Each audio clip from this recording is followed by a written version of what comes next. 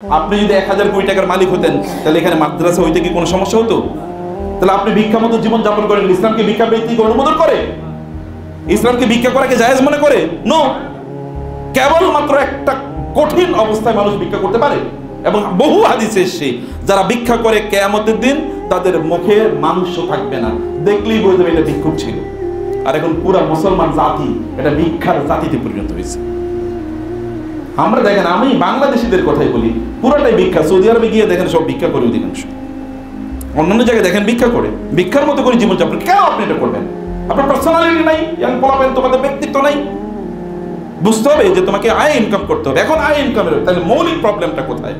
আমার 3টা issue agenda আজকে। আমি প্রথমটা শেষ করেছি, দ্বিতীয়টাতে এখন আছি। আমাদেরকে করতে হবে, আমি বলেছি যে দুনিয়ার জন্য দৌড়াদৌড়ি কম করতে হবে। এখন কিন্তু আবার বলবেন, আগে বলছেন দুনিয়ার জন্য দৌড়াদৌড়ি কম করতে হবে, এখন তো দুনিয়ার কথাই বলছেন। নো, আমি বলছি what is the purpose of your earning. আপনি কেন ইনকাম করছেন? আপনার টাকা কেন প্রয়োজন? আপনার কেন টাকা প্রয়োজন? আপনি কি ওই সেকুলারদের মতো, ধর্মনিরপেক্ষতাবাদী যারা আছে তাদের মতো, অথবা যারা ম্যাটেরিয়ালিস্টিক বস্তুবাদী, অথবা যারা ভোগবাদী, এই ওয়েস্টার্নদের মতো, পশ্চিমাদের মতো আপনি ইনকাম করবেন আর নিজে খাবেন, ফুর্তি করবেন, এই জন্য আপনি ইনকাম করবেন? আল্লাহ তাআলা কি আপনাকে এই দায়িত্ব, আল্লাহ তাআলা আপনার সম্পদের উপর গরিবদের 2.5% অধিকার রাখে নাই? শুধু কি এতটুকুই? আপনার আত্মীয়স্বজনের অধিকার নাই? ওয়াতিজাল কুরবা হাক্কাহু ওয়াল মিসকিনা ওয়া বিনাস সাবিল ওয়া লা তুবাযজির তাবযীরা। আল্লাহ বলেন নাই যে তুমি তোমার আত্মীয়স্বজনকে তাদের অধিকারটা দিয়ে দাও? আল্লাহ রাসূল কি বলেন নাই ওই ব্যক্তি প্রকৃত ঈমানদার নয় যে পেট ভরে খেয়ে ঘুমাচ্ছে কিন্তু তার প্রতিবেশীর পেটে খাবার নাই, সে বুভুক্ষ অবস্থায়, অথবা সে পেটে কোনো খাবার নাই অবস্থায় সে রাত্রি যাপন করছে? আল্লাহ রাসূল কি কথা বলেন নাই? রাসূল সাল্লাল্লাহু আলাইহি ওয়াসাল্লাম কি কথা বলেন নাই যে আপনি যখন রান্না করবেন তখন একটু ঝোল বেশি দেবেন, একটু বেশি রান্না করবেন প্রতিবেশীকে দেওয়ার জন্য? রাসূল সাল্লাল্লাহু আলাইহি ওয়াসাল্লাম কি এই কথা বললেন তোমরা আলাদা আলাদা খেও না, একাকি খেও না, বরং তোমরা অন্যদেরকে সাথে করে খাও, তাহলে তোমরা বারাকা পাবে, বরকত তো অভাব হচ্ছে। কারণ আপনি ঘরের দরজা বন্ধ করে একা একা খান, ঘরের দরজা বন্ধ করে একা একা খান, অন্যকেই আপনি সেখানে ইনক্লুডই করতে পারেন না, আপনি বরকত পাবেন কিভাবে? কিভাবে? How is it possible? কিভাবে সম্ভব? কোন অবস্থায় সম্ভব না প্রিয় ভাইরা বোনেরা। সেজন্য আমি বলছি তাহলে আয় এবং ইনকাম করতে হবে। আয় এবং ইনকামের জন্য আপনাকে চিন্তা করতে হবে। আমাদের দেশে যে ইয়াং জেনারেশন, ইয়াং পোলাপাইন আছে, আপনাদের এলাকায় আছে কিনা জানি না, এই এলাকা তো সবচেয়ে ভালো এলাকা একটা, কিন্তু আমাদের এলাকায় দেখছি ইনকাম করে একজন আর 7 জন বসে বসে খায়। আপনাদের এলাকায় আছে নাকি? এই এলাকায় নাকি আরো বেশি। ইন্নালিল্লাহ, আমি ভাবছিলাম এটা বুঝি ভালো। যারা বৈশা বৈশা খায় ওদের কি পার্সোনালিটি নাই? ওদের ব্যক্তিত্ব নাই? বাপ মা হিসেবে আপনি ওরে খাওয়ান কেন? ও তো যখন বালেগ হয় নাই ততক্ষণ পর্যন্ত আপনার দায়িত্ব ছিল, বালেগ হওয়ার পর তো ওর নিজের দায়িত্ব, ও বসে থাকে কেন? এখন আমাদের তাদেরকে আমরা কোনো এজেন্ডা দিই না, আমি ইনকাম করি তুই খা। এদেরকে প্যারালাইসিস রোগী বানিয়ে ফেলেছেন, অথবা এদেরকে আপনি কি ডায়াবেটিক্স রোগীর মতো আপনি বানিয়ে ফেলেছেন। আপনি এদেরকে কি করেছেন? আপনি এদেরকে ওই যে মানে যাদের গোটা শরীর অবশ হয়ে গেছে এরকম অবশের মতো আপনি বানিয়ে ফেলেছেন। ওকে আপনি কেন কাজ দিলেন না, অথবা কেন কাজ শেখালেন না? আর 2 নম্বর একটা সমস্যা হচ্ছে গোটা জাতীয় প্রবলেম, এটা হচ্ছে যে আমাদের এডুকেশনের একটা বড় ধরনের একটা ফল্ট আছে, শিক্ষার একটা বড় প্রবলেম আছে। আচ্ছা, সবাইকে মাস্টার্স পাস করতে হবে কেন বলে? আর পড়াশোনা কেন করে? কি উদ্দেশ্যে পড়াশোনা? সব করে কি উদ্দেশ্যে বলেন তো? চাকরির উদ্দেশ্যে। আপনারা দেখেছেন কিনা?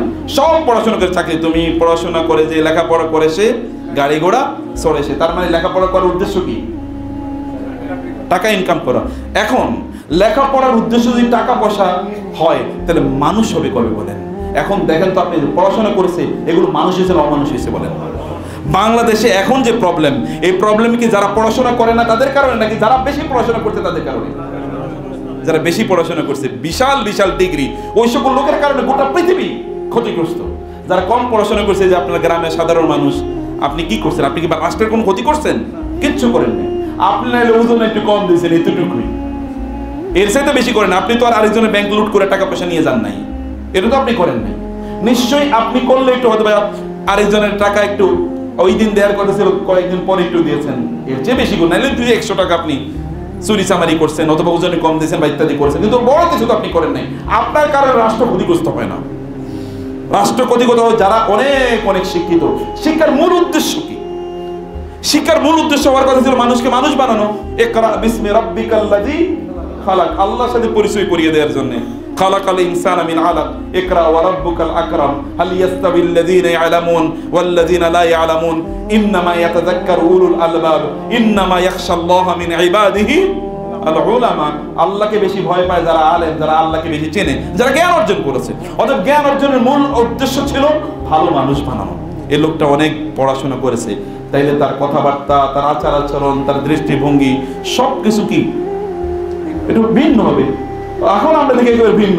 ও পড়াশোনা করছে, ওর এজেন্ডাই হলো টাকা পয়সা ইনকাম করা, এবং এই এজেন্ডার কারণে ও যত ধরনের 2 নম্বরই আছে সকল ধরনের 2 নম্বরই করে অভ্যস্ত হয়ে যাচ্ছে, সব 2 নম্বরই করছে।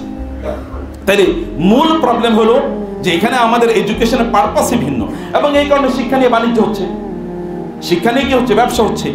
এত এত এত এত এত এত গ্রাজুয়েট ইউনিভার্সিটি থেকে বের হচ্ছে, মাস্টার্স ডিগ্রি করা, ইত্যাদি ইত্যাদি করা, কিন্তু চাকরির বাজারে কোনো কি নাই, চাকরি নাই। এখন তারা আন্দোলন করে 32 বা 35 বছর বয়স পর্যন্ত আমরা যেন সরকারি চাকরিতে ঢুকতে পারি, এই সুযোগ আমাদেরকে দেওয়া হোক। 35 বছর বয়সে তোমার তো মিয়া রিটায়ারমেন্টে থাকা কথা, তুমি তো তখন অবসর নেবা। এখন তুমি তোমার পরিবারের সময় দেবা, রাষ্ট্রকে প্রতিষ্ঠা করার জন্য, সমাজকে প্রতিষ্ঠা করার জন্য সময় দেবা। তোমার লজ্জা করে না তুমি 35 বছর বয়সে চাকরিতে ঢুকতে চাও? মানুষ 35 বছর বাঁচে নাকি? 35 বছর বয়সে চাকরিতে ঢুকছে। এই যে ইয়াং পোলাপাইন দেখবেন জুতার তালি মানে তলা ক্ষয় করে ফেলতে চাকরির পেছনে ঢুকার জন্য। তোমার লজ্জা করে না তুমি চাকরি করবে কেন? তোমার কি আর কোনো কাম নাই? আপনাদের আর কোনো কাম নাই কেন? আর কোনো বাণিজ্য নাই, ব্যবসা বাণিজ্য নাই? আল্লাহ সুবহানাহু ওয়া তাআলা কি কেবল চাকরির কথাই বলেছেন? তিনি কি ব্যবসার কথা বলেন নাই কোরআনে? লা তাকুলু আমওয়ালাকুম বাইনাকুম বিল বাতিল ইল্লা আন তাকুনা তিজারাতান আন তারাদিম মিনকুম। ব্যবসার কথা, হাল আদুল্লুকুম আলা তিজারা, ব্যবসার কথা বারবার বলেছেন। আল্লাহ রাসূল সাল্লাল্লাহু আলাইহি ওয়াসাল্লাম বলেছেন ব্যবসার মধ্যে কি আছে? বারাকা আছে। আল্লাহর কাছে সবচেয়ে উত্তম ইনকাম দুটো আল্লাহ রাসূল বলেছেন। এর মধ্যে একটা হলো ব্যক্তি তার নিজের কষ্ট করে হাতের কামাই, যেটা দাউদ আলাইহিস সালাম নিজে কষ্ট করে কামাই করতেন এবং খেতেন। দাউদ আলাইহিস সালাম নবী, এবং শুধু নবী না, তিনি ওই যুগের সম্রাট, কিন্তু তারপরে তিনি কি করতেন? লোহার অস্ত্র বা বর্ম বানাতেন, এগুলো তিনি বাজারে বিক্রি করতেন। নবী হয়ে তিনি বলতে পারতেন আমি তো এমনি চলতে পারি, অথবা তিনি কোনো কিছু করার প্রয়োজন ছিল, কিন্তু তিনি হাতে কাজে নিজের হাতে নিজে কামাই করে তারপরে তিনি চলতেন। এবং রাসূলুল্লাহ সাল্লাল্লাহু আলাইহি ওয়াসাল্লামের কথা একবার চিন্তা করে দেখেন, অন্য নবীদের কথা আপনি চিন্তা করেন। কামাই করা নিজের হাতে, আর হচ্ছে ব্যবসা করা। নবী রাসূলরা ব্যবসা করেছেন। রাসূলুল্লাহ সাল্লাল্লাহু আলাইহি ওয়াসাল্লাম তো তার নবী হওয়ার আগেও 2 বার তিনি ব্যবসায় গিয়েছেন। একবার খাদিজা রাদিয়াল্লাহু তাআলা আনহার বিজনেস ক্যারাভানের লিডার হিসেবে, এর আগে তার চাচার সাথে 12 বছর বয়সে তিনি ব্যবসা করতে গিয়েছেন। এরপরে তিনি ব্যবসা করেছেন। রাসূলুল্লাহ সাল্লাল্লাহু আলাইহি ওয়াসাল্লাম সাহাবায়ে কেরামদের মধ্যে আপনি যদি প্রথম 4 জনের কথা বলেন, সবাই ব্যবসা বাণিজ্য করেছে। তাহলে আপনি ব্যবসা করতে পারেন। টাকা পয়সা সবচেয়ে বেশি ইনকাম করে কারা? যারা চাকরি করে না ব্যবসা করে? ব্যবসা করে। কত গুণ হইতে পারে চাকরি করে। আপনি ধরেন আমি অনেক শিক্ষিত, মজরুল ভাই অনেক শিক্ষিত, আপনি অনেক শিক্ষিত, নাইলে মাসে 10 লাখ টাকায় বেতন পাবেন, 1 কোটি তোর বেতন পাবেন না। কিন্তু একজন ব্যবসায়ী তিনি একদিনে 1 কোটি না 100 কোটি টাকা ইনকাম করতে পারেন না? আর এই পৃথিবীতে ভালো কাজ চাকরিজীবীদের দিয়ে সম্ভব হয় না। এ তো নুন আনতে পান্তা পুরায়। টাকা কয়টা পাবে? 15 দিন পরে টাকা শেষ, এরপরে তার ধার করে চলা লাগে। আর একজন ব্যবসায়ী দিয়েই গোটা পৃথিবী চলে। ইউরোপ আমাদেরকে, আমেরিকা আমাদের উপর কিভাবে এরকম ছড়ি ঘুরাচ্ছে। আচ্ছা, চায়না আমাদের উপর কিভাবে ছড়ি ঘুরাইতেছে বলেন তো? কি নাকি তারা পৃথিবীর সবচেয়ে জ্ঞানী বিজ্ঞানী এরকম কিছু? নো, কিচ্ছু না। ব্যবসা স্কিল তারা ডেভেলপ করেছে। আমাদের স্টুডেন্টদের, আমাদের যারা আছে, যে ইয়াং জেনারেশন যারা আছে, আপনাদের কথা বলছি প্রিয় ভাইরা, কোনো কাম নাই, হতাশা, কোন আপনি একটা টং দোকান দিয়ে বসতে পারেন না? অথবা আপনার জমিন আছে, যে আমাদের বহুত জমিন পড়ে আছে, এগুলো এখন কি চাষ করার কোনো লোক নাই, কারণ আপনি এখানে সবজি চাষ করতে পারেন না। মুসলমানদের, বাংলাদেশে অধিকাংশ মানুষ বলে এখানকার কৃষক, এখানে কৃষি পণ্যের দাম কেন বাড়ে? কেন আপনাকে এই যে শাক কেন আপনাকে 70-80 টাকা করে কেজি কিনে খাওয়া লাগে? কেন? আপনার এখানে জায়গা নেই, আপনি একটু শাকের চাষ করতে পারেন না? আপনি একটু সবজির চাষ করতে পারেন না? আপনি একটু ধানের চাষ করতে পারেন না? এগুলো দাম কেন বাড়ে? আপনাকে মাছের চাষ করতে পারেন না? আপনি ইচ্ছে করলে করতে পারেন, কিন্তু আপনি কি বগরে বেগাড়া বা ভাগাড়া এরকম টাইপের আপনি চলবেন। অথবা পোলা পাইনারও বানাইছে আমরা অধিকাংশ এরকম। এবং অধিকাংশ লোকেই তারা পড়াশোনা করছে, কি কারণে পড়তেছে কেউ জানে না। যে সাবজেক্টে পড়ে ও কি ওই সাবজেক্টে চাকরি করে পড়ে? আমার কথা বুঝতে পারে না হয়তো অনেকেই। আপনার ছেলে যেই সাবজেক্টে পড়বে ও কি ওই সাবজেক্টে চাকরি করবে? আমি সেদিন কয়েকদিন আগে আমার খুবই ব্রিলিয়ান্ট ছাত্রদের মধ্যে একজন, সে কম্পিউটার সায়েন্সের অনেক বড় ছাত্র, কিন্তু এখন চাকরি করতেছে যে ওই যে জমির যেটাকে বলে মানে এসিল্যান্ড হিসেবে চাকরি করতেছে। এসিল্যান্ডের সাথে কম্পিউটার সায়েন্সের কি সম্পর্ক? সম্পর্ক আছে? কোনো সম্পর্ক নাই, কিন্তু ওই চাকরি করতেছে। অর্থাৎ আপনি যেটা পড়বেন ওইটা যে আপনার কর্মজীবনে কাজে লাগবে এর কোনো গ্যারান্টি নাই। অধিকাংশ লোকে সেটা করে না। তাহলে আমরা আসলে পড়াশোনা করার মূল উদ্দেশ্য যে আপনাদেরকে বলে যাচ্ছে, এটা ভালো করে শুনুন, পড়াশোনা করার মূল উদ্দেশ্য হচ্ছে আমরা ভালো মানুষ হব। পড়াশোনা করছে ছেলেটা, খুবই পড়াশোনা, ওর মধ্যে চালচলন, আদব, লেহাজ, আখলাক এগুলো খুবই ভালো। এখন পড়াশোনা করলে সেটা আপনার পাওয়া যায় না, কারণ ওর মাথায় একটাই ঢুকছে, তাহলে চাকরি করবে। এইটা ঢুকার কারণে সে আর কোনো দিকে তাকায় না। এখন মাতাল হয়ে যেতেছে অধিকাংশ পোলাপাইন। দেখেন যারা পড়াশোনা করছে 8-10 বছর পর্যন্ত কেবল চাকরির পিছনে ঘুরতেছে, চাকরি পায় না, হতাশ হয়ে যাচ্ছে। হতাশ হয়ে যাওয়ার কারণে কি? মানসিক রোগ তৈরি হইতেছে। এরপরে কি? বিয়ে শাদী করতে পারতেছে না। 35 বছর বয়সে বিয়ে শাদী করে, বিয়ে শাদী করার পরে এরপরে বউ পালিয়ে চলে যায়। কারণ এই বুড়ার কাছে আমি কি কারণে বিয়ে বইছি? এ তো দুনিয়াও বুঝে না, আগেরও তো বুঝে না, কিচ্ছু বুঝে না। 35 বছর বয়স তো বিয়ের বয়স না, বিয়ের বয়স 22-25 বছর।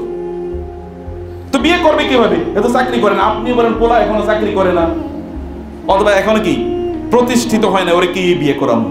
ওরেও খাওয়াই, ওর বউরও খাওয়াবো আমি, ওর পোলা পাইলেও আমি খাওয়াবো। এইরকম মানসিকতা ডেভেলপ করছে। আমি আলোচনা করছি না, আমি বলছি যখন বিয়ে হয় দেরিতে, তখন কি হয়?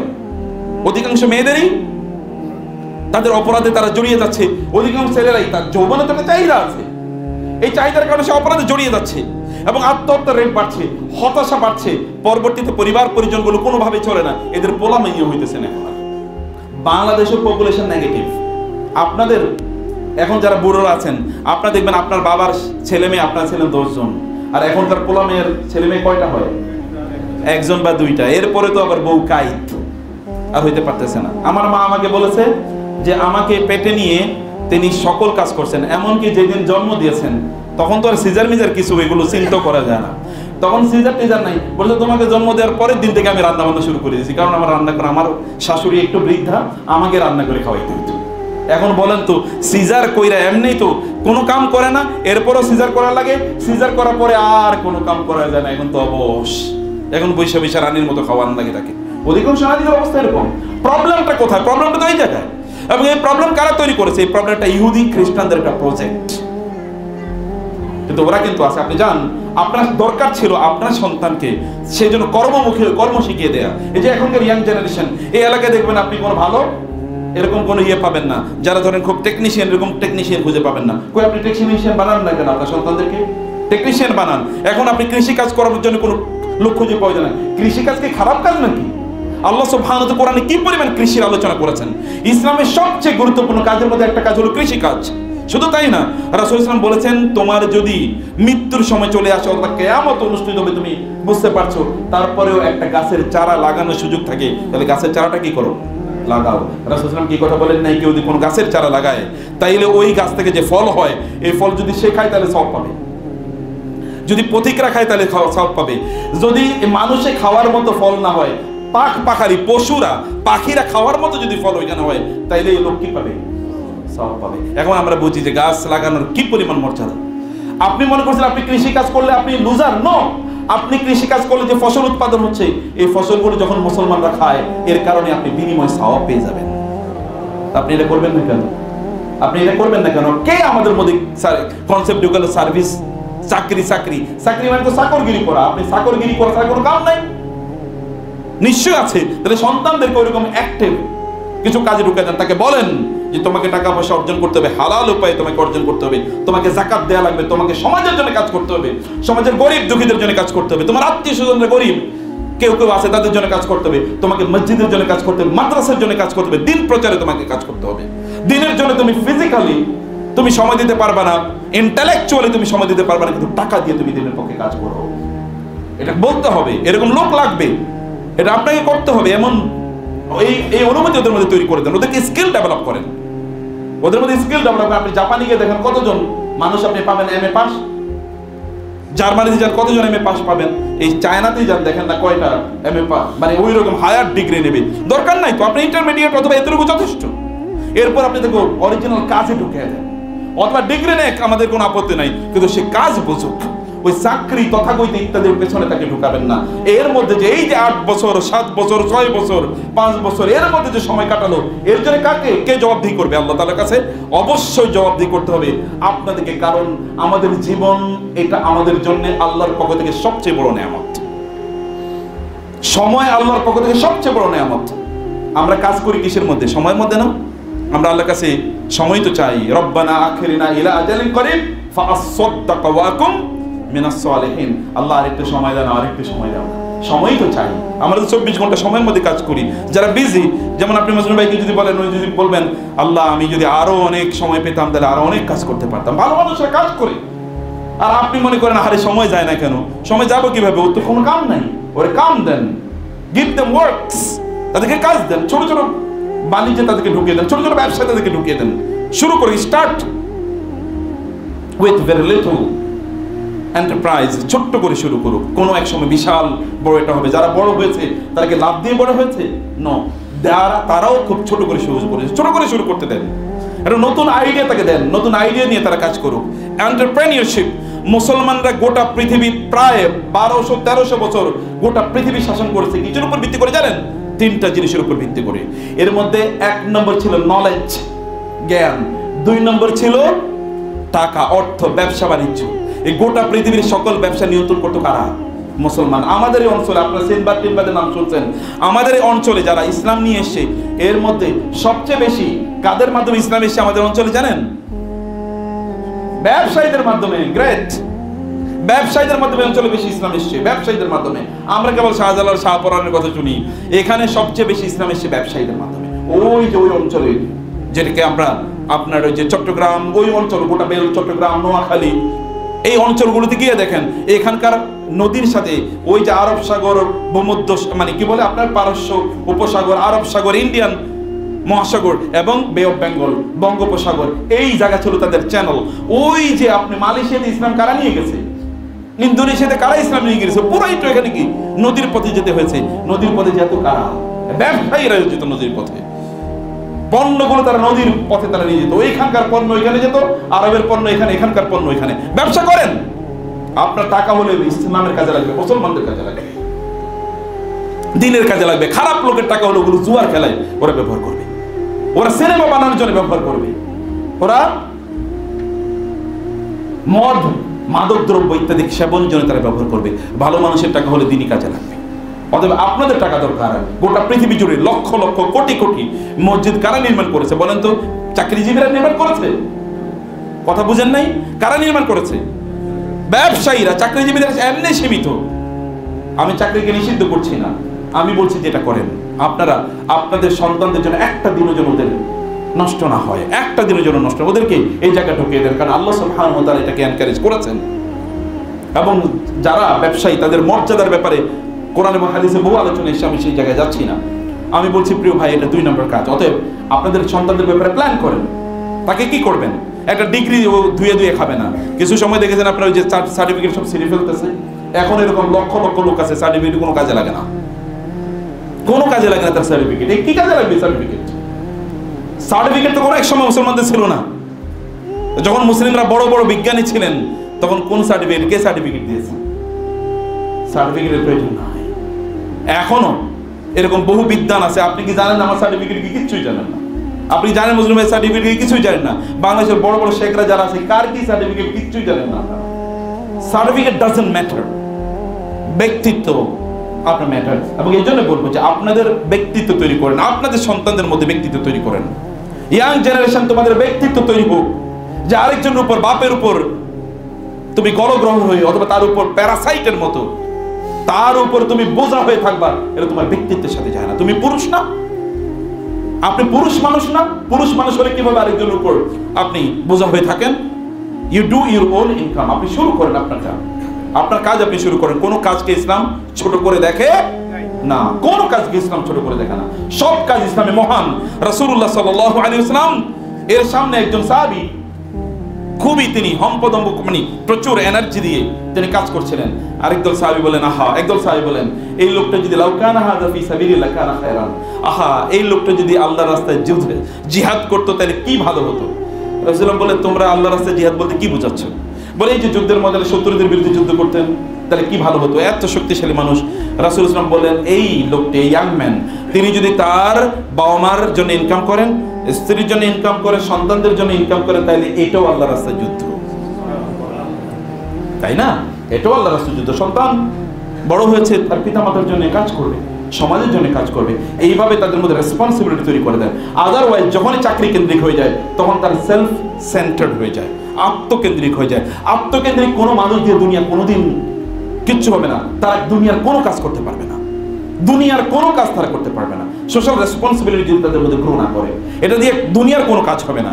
সাহাবায়ে কেরাম রাদিয়াল্লাহু তাআলা আনহুম তাদের দিকে তাকান যে তারা কিভাবে তারা উপার্জন করেছেন এবং কিভাবে তারা এগুলো দিনের জন্য তারা কাজে লাগিয়েছেন। নবী রাসূলদের দিকে তাকান, তারা কিভাবে দিনের জন্য তারা কাজ করেছেন। তাদের সম্পদ রাসূল সাল্লাল্লাহু আলাইহি ওয়াসাল্লাম তো তিনি মসজিদে নামাজ পড়াচ্ছিলেন, হন্তদন্ত হয়ে ঘরের মধ্যে, নামাজ শেষে সালাম ফিরানো, এরপরে তিনি ঘরের মধ্যে ঢুকে গেলেন। এটা তিনি কোনোদিনই করেন নাই। প্রায় সাহাবায়ে কেরামের মানে এই ঘাড়ের উপর দিয়ে তিনি প্রায় চলে যান, এমন একটা হন্তদন্ত হয়ে তিনি বের হয়ে গিয়েছেন। তিনি ফিরে আসলেন, সাহাবায়ে কেরাম বললেন ইয়া রাসূলুল্লাহ, জীবনে এরকম তো কোনোদিন দেখিনি, আপনি নামাজের পরে আমাদের দিকে ফিরেন। কানা ইউয়াজিহুন নবী সাল্লাল্লাহু আলাইহি ওয়াসাল্লাম আসহাবাহু বা'দা সলাতি, প্রত্যেক নামাজের পর তিনি সাহাবীদের দিকে ফিরে বসতেন। আমাদের দেশে কোন দিকে কখন ফিরে ফিরে বসেন?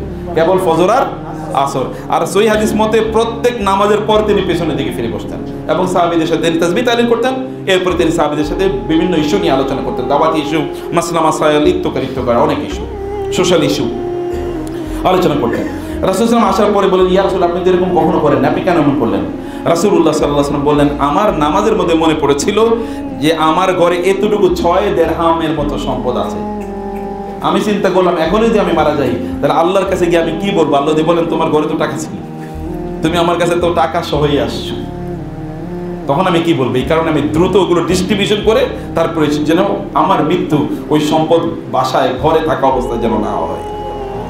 এখন আমাদের অবস্থা দেখবেন, অধিকাংশ লোকের ব্যাংকে টাকা ভর্তি, কিন্তু যদি দিনের কথা বলা হয় কিচ্ছু করবে না। আর বহুত এমন লোক আছে পরিবারকে পর্যন্ত কষ্ট দেয়, পরিবারের জন্য টাকা খরচ করবে না, রাখছে কোথায়? ব্যাংকে, অমুক জায়গায় তমুক জায়গায়। মিয়া, এই টাকা তো আপনার পরবর্তীতে ওই যে আগুনে এগুলোকে কি করা হবে? আল্লাহ সুবহানাহু ওয়া তাআলা বলেছেন আল্লাযীনা ইয়াকনিজুনা আয-যাহাবা ওয়াল ফিদ্দা ওয়া লা ইউনফিকুনাহু ফি সাবিলিল্লাহ ফাবাশশিরহুম বিআযাবিন আলীম ইয়াওমা ইউহমা আলাইহা ফি নারি জাহান্নাম ফাতুকওয়া বিহা জিবাহুহুম ওয়া জুনুবুহুম ওয়া যুরুহুম হাযা মা কানাসতুম লিআনফুসিকুম ফাযুকু মা কুনতুম তাকনিজুন। আল্লাহ বলবেন এই যে টাকা জমায় রাখছিলে না, এগুলোকে এখন জাহান্নামের আগুনে আমি উত্তপ্ত করলাম। এগুলো যে তার মুখ, তার এই যে পার্শ্ব এবং তার পিঠ, এগুলো শেক দেওয়া হবে, জ্বালিয়ে দেওয়া হবে কিয়ামতের দিনে। এগুলো জমা করে রাখছেন কি জন্য? এবং অন্য সহিহ হাদিসে এসে, বহু সহিহ হাদিসে এসে, সহিহ বুখারী, মুসলিম, কিয়ামতের দিন এগুলো সাপে পরিণত হবে, সুজাআন আকরা, মানে এরকম, মানে যেই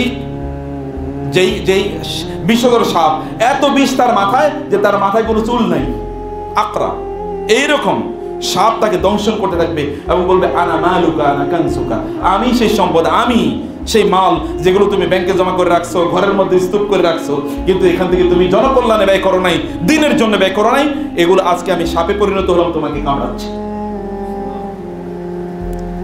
সম্পদ আপনি এভাবে জমা করে রাখলে সম্পদ কোনোদিন বাড়ে না। 3 নম্বর ইস্যু আমি 5 মিনিটের মধ্যে শেষ করবো, তাহলে যে আমাদের সম্পদের মধ্যে কোনো বরকত নাই। কি নাই? কোনো বরকত নেই। যে ইনকাম করছেন, দৌড়াচ্ছেন, কোনো কিছুর মধ্যে বরকত নাই। পোলাপাইন দেখবেন মানুষ হয় না, বরকত নাই। পোলাপাইন দেখবেন বুড়ো হয়ে যাচ্ছে, আয় ইনকাম নাই, অথবা তারা চাকরি বাকরি অথবা তারা ব্যবসা বাণিজ্য কিচ্ছু করতে পারতেছে না। একটা ভাগাড়ে টাইপের, ভাগাড়ে দোকানের কাছে যায়, সিনেমা দেখে আর গান শুনে আর বাসায় বসে বসে মোবাইল টিপে, এর বাইরে কোনো কাজ নাই। অথর্ব, এই অথর্ব তৈরি হচ্ছে আপনার কারণে, এই অথর্ব তৈরি হচ্ছে আপনার কারণে। কারণ কি? এর আগে আমি বলেছি প্ল্যান নাই তাদের নিয়ে। এবং 2 নম্বর, এখন ধারাবাহিকভাবে কয়েকটা জিনিস বলে, এর মধ্যে নাই ঈমান, ঈমানের ত্রুটি আছে। অধিকাংশ লোকের ঈমানের ত্রুটি। আপনি হয়তো বলবেন না যে ঈমানের ত্রুটি মানে একজন আলেমের, মজনু ভাইয়ের কাছে বসেন, আপনার ঈমান কি আছে একটু চেক করেন, দেখেন ঈমান ঠিক আছে কিনা। ঈমান যদি ঠিক থাকে তাহলে ওই ব্যক্তির দারিদ্র অথবা সে কোনোদিনই এইরকম সংকটে কোনোদিন তার পড়ার কথা নয়। আল্লাহ সুবহানাহু বলেছেন ওয়ালাউ আন্না আহলাল কুরআ আমানু ওয়াত্তাকাউ লাফাতাহনা আলাইহিম বারাকাতিম মিনাস সামাই ওয়াল আরদ। জমিনবাসী যদি তারা সত্যিকার অর্থে ঈমান আনতো, তাহলে আল্লাহ তাআলা বলছেন আসমান এবং জমিনের বরকতগুলো তাদের জন্য উন্মুক্ত করে দিতে হবে। আপনার কত বরকত দরকার, সে কারণে আপনাকে ঈমান আনতে হবে, আপনাকে ঈমান আনতে হবে। একজন বিখ্যাত তাবিঈ, তার নাম হচ্ছে আল আসম। তিনি তার 7 জন কন্যা সন্তান, কয়জন কন্যা সন্তান? 7 জন। এই কন্যা সন্তানকে রেখে তিনি একবার বলেন, আমি একটু জ্ঞান অর্জনের সফরে যাব এবং আমি এর মধ্যে উমরা করে আসবো। তো তার স্ত্রী এবং অন্য সন্তানরা বলেন, বাবা তো বাসায় তো খাবার নাই, তুমি যদি যাও তাহলে আমাদের হবে কি?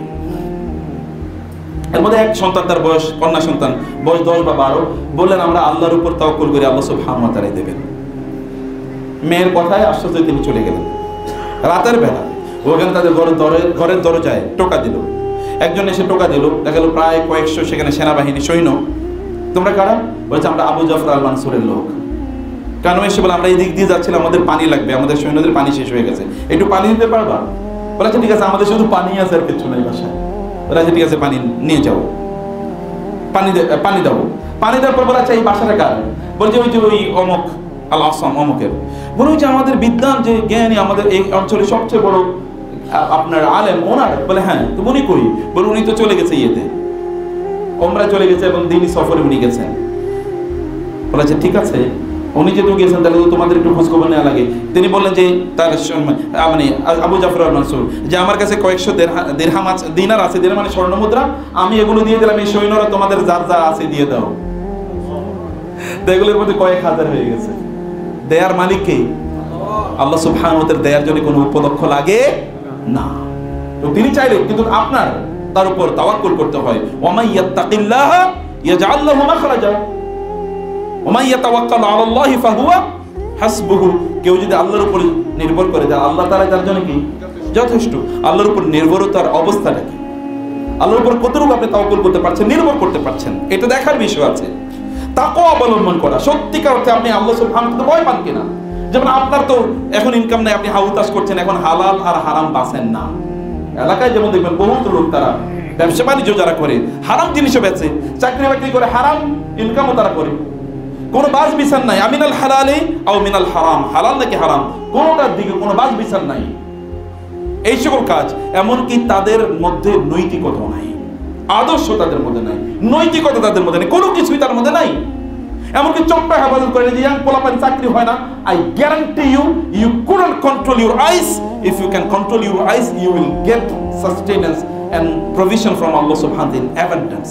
চোখটাকে নিয়ন্ত্রণ করো যুবকরা, যুবতীরা, দেখো আল্লাহ তাআলা ঠেলে দেবেন তোমাদের উপর আল্লাহর বরকত। নিউ ইয়র্কের গল্প শুনছিলাম আমি, এবং বাস্তব গল্প যিনি শুনেছেন, যিনি দেখেছেন, তিনি আমাকে বলেছেন, বড় একজন ইসলাম, বড় একজন শেখ, তিনি বলেছেন মরক্কোর এক লোক, তিনি গেছেন নিউ ইয়র্কে এবং এখানে গিয়ে তিনি চাকরি করবেন। একটা অফিসে তার চাকরি হলো। তো একদিন ওই অফিসে ঢোকার জন্য তিনি লিফটে উঠেন। ওই লিফটে একজন খুবই সুন্দরী একজন নারী, খুবই স্মার্ট এবং খুবই দামি জামা কাপড় ইত্যাদি পরে একজন নারী উঠেছেন। এই ইয়াং ছেলে তিনি নিচের দিকে তাকিয়ে আছেন। ওই মহিলা তো, আমেরিকানরা বিশেষ করে ইউরোপ এবং আমেরিকাতে কোনো মহিলার দিকে, বিশেষ করে ইয়াং মেয়েদের দিকে যদি আপনি না তাকান, তাইলে ও গিয়ে পরবর্তীতে আত্মহত্যা করবে। বুঝেন এই কথা? ওইখানে গিয়ে আত্মহত্যা করবে। কেন আত্মহত্যা করবে জানেন? বলো ও আমার দিকে তাকাইলো না কেন? নিশ্চয়ই আমি সুন্দরী না। আমি সুন্দরী হলে তো আমার দিকে তাকাইতো, একটু টিজ করতো, বিভিন্ন অ্যাপ্রোচ করতো, কিছুই তো করে না, তার মানে আমি সুন্দরী না। ও চিন্তা করলো আমি যদি সুন্দরী না হই তাহলে জীবন রেখা লাভ কি? এই জীবন রেখা লাভ কি? এরকম অসংখ্য ঘটনা ঘটে।